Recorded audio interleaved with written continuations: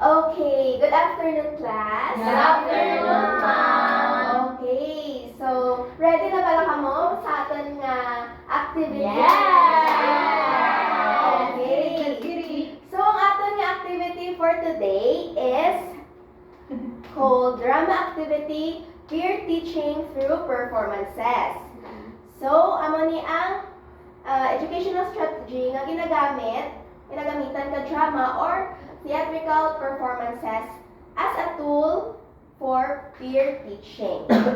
So, pero before that, matindagdan na kita for vocal exercise. Wow.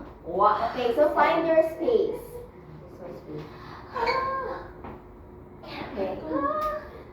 Okay, so I want you to inhale. Exhale.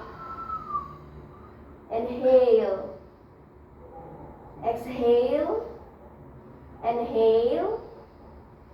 And punch. Okay. So this time, I'm going to group you into two groups.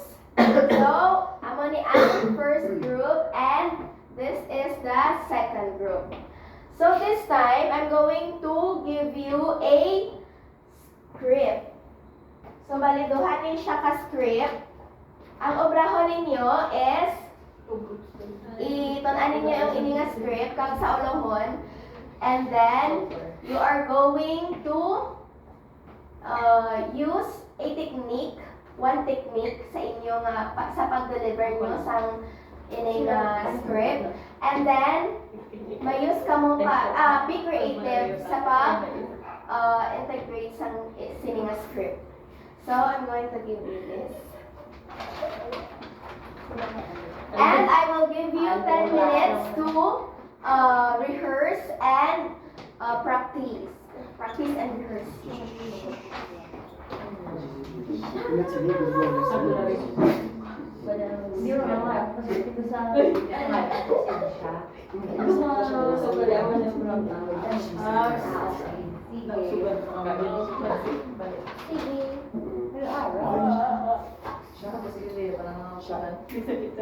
Okay, so ready na bala ang tanan? Yes! Okay, so ma-start kita sa group 1. Yes! So ano mga audience, is diri lang I want you to observe kung ano ang technique ang ginamit ng saan Hindi na bilang sa group. Hindi. Ay, ano ka na? Sila rin po sila. Background. Mahabala kong group. And, okay, everyone settle down na pag mag-observe. And, curtain. You will not Celine, and you will never be Celine. Ano mo never silin? Ari ko! Sisilin ko! Birth certificate ko din since birth. Hindi din 17, hindi wala ko sa barangay star. Ari. Ano? And, cut. Okay. So, this time, kung pa nakamatanan. So, dili mga kung ko ang nag-perform. Background lang din mami sa nila ako. And then, I want you to explain kung ano ang technique din yung ginamit and kung paano niyo siya nagamit sa inyo. Ang improvisation na ginamit naman ma'am kay why kang daan kamaan di siya whole nga script with bala sa play. So nahimo-imo din lang kami gamit. Nagdala ko sa props. Nag-utilize kami sa props. Yeah. Napatunay na ako si Celine. Okay.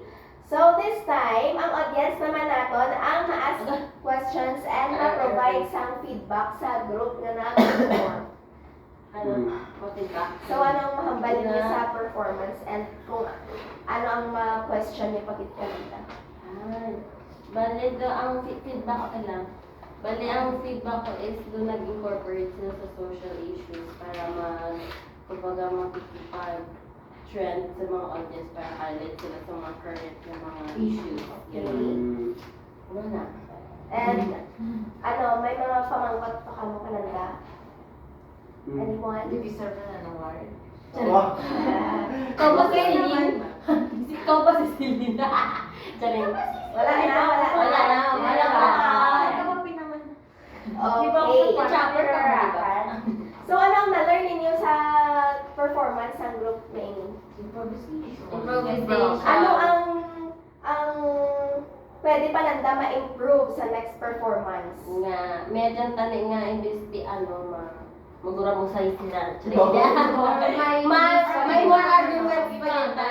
Pero I like that. Na may pagitani. Kung may dyan nga argument. Nabi mga... Arguments naman to. Napagit ko may damo pa May dito. ganyan ko na gusto. Character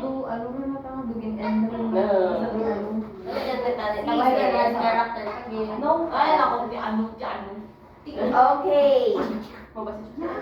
So, everyone, subong na-learn natin ang ano na yung natin nga lesson for today? Improvisation po, ma'am. Drama, Convention. peer teaching through performances. So, I want you to stand up para sa atin nga closing prayer. Sabi ko cool down. Miss Pearl, please lead the Lord my prayer. body. In the name of the Father, and of the Son, and of the Holy Spirit. In the name of the Father, and of the Son, and of the Holy Spirit. Amen. Thank you,